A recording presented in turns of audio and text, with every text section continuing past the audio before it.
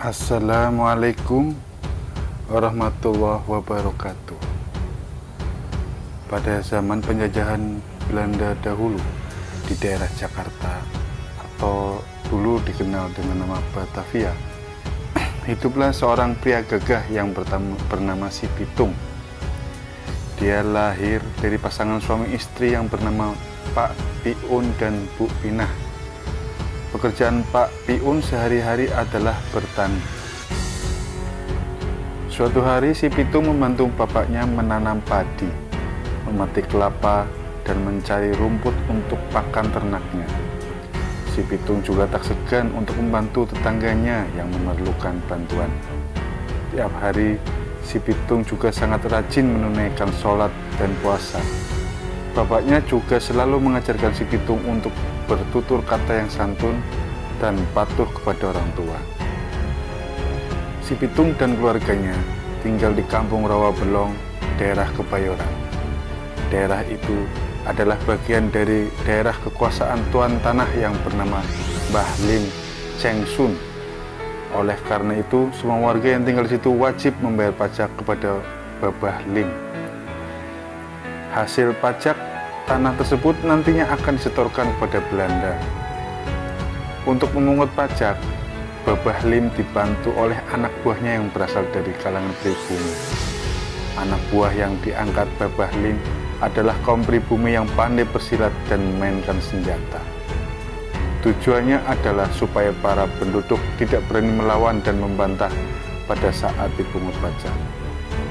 Hingga pada suatu hari, saat Si Pitung membantu bapaknya mengumpulkan hasil panen dari sawah, sesampainya di rumah, betapa terkejutnya Si Pitung melihat anak buah Babah Lim sedang marah-marah kepada bapaknya. Si Pitung lalu menghampiri bapaknya dan bertanya kepada anak buah Babah Lim, "Hei, apa salah bapak saya?" "Tanya saja kepada bapakmu ini," jawab anak buah Babah Lim. Anak buah Babah Lim lalu pergi dengan membawa semua hasil panen yang telah dikumpulkan Si Pitung dan bapaknya. Dengan nada geram, Si Pitung berbicara dalam hatinya, "Nantikan pembalasanku." Hingga keesokan harinya, saat Si Pitung berjalan menyusuri kampung, dia melihat kesewenang-wenangan anak buah Babah Lim lagi. Mereka merampas ayam, kambing, kelapa, dan padi dari penduduk tanpa rasa iba. Sebagai warga yang merasa bertanggung jawab atas keamanan, maka Si Pitung tidak tinggal diam. Si Pitung lalu menghampiri anak buah Babah Lim lalu berteriak, "Hentikan pengecut! Kenapa kalian merampas harta orang lain?" Para anak buah Babah Lim kemudian menoleh ke arah Si Pitung. "Siapa kamu ini? Berani-beraninya mencegah kami. Kamu tidak tahu siapa kami ini?" teriak anak buah Babah Lim. "Saya tidak peduli siapa kalian. Ini perbuatan kalian itu sangatlah kejam dan tidak berberi kemanusiaan," jawab Si Pitung. Mendengar perkataan Si Pitung, pemimpin anak buah Babah Lim menjadi geram. Ia lalu menghampiri Si Pitung dan menyerang sekenanya saja. Ia mengira bahwa Pitung akan mudah dirobohkan. Namun di luar dugaannya, Pitung malah mencekal lengannya dan membantingnya ke tanah hingga pingsan. Anak buah Babah Lim yang lain menghentikan kesibukan mereka dan mengepung Pitung. Dengan sigap, Pitung menyerang lebih dulu. Ada 5 orang yang mengeroyoknya. Satu demi satu, ia hajar pelipis atau tulang kering mereka hingga mereka mengaduh kesakitan. Lalu mereka menggotong pimpinan centeng yang masih pingsan dan melarikan diri. Sebelum pergi, mereka mengancam, "Awas, nanti kami laporkan Demang." Setelah beberapa hari peristiwa itu, nama Pitung menjadi pembicaraan di seluruh Kebayoran. Namun Pitung tak gentar dan tetap bersikap tenang. Ia bahkan tidak menghindar kalau ada orang yang bertanya kepadanya tentang kejadian itu. Suatu hari, Pak Piun menyuruh Si Pitung menjual kambing ke pasar Tanah Abang. Pak Piun sedang membutuhkan uang untuk memenuhi kebutuhan keluarga. Si Pitung pun pergi ke Tanah Abang untuk menjual 2 kambingnya itu. Tanpa sepengetahuan Pitung, ternyata ada satu anak buah Babah Lim yang membuntutinya sejak berangkat dari rumah tadi. Hingga pada saat si Pitung mandi di sungai dan berwudu, anak buah Babah Lim tadi mencuri uang hasil penjualan kambing dari saku bajunya yang diletakkan di pinggir sungai. Sesampainya di rumah, si Pitung sangatlah kaget karena uang hasil penjualan kambing tidak ada di sakunya lagi. Dengan geram, ia kembali ke pasar Tanah Abang dan mencari orang yang telah mencuri uangnya, serta melakukan penyelidikan. Ia menemukan orang itu. Orang itu sedang berkumpul di sebuah kedai kopi. Si Pitung mendatanginya dan menghardik, "Kembalikan uangku." Salah satu berkata sambil tertawa, "Kamu boleh ambil uang ini, tapi kamu harus menjadi anggota kami." "Tidak sudi aku jadi anggota kalian," jawab si Pitung. Para anak buah Babah Lim itu marah mendengar jawaban si Pitung. Serentak mereka menyerbu Pitung. Namun, yang mereka hadapi adalah si Pitung dari kampung Rawa Belong yang pernah menghajar 6 orang centeng Babah Lim sendirian. Akibatnya, satu demi satu mereka kena pukulan si Pitung. Sejak hari itu, si Pitung memutuskan untuk membela orang-orang yang lemah.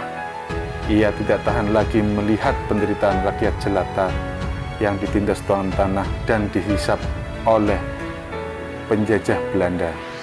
Beberapa anak buah Babah Lim yang pernah diajarnya ada yang insyaf dan ia mengajak mereka untuk membentuk suatu kelompok.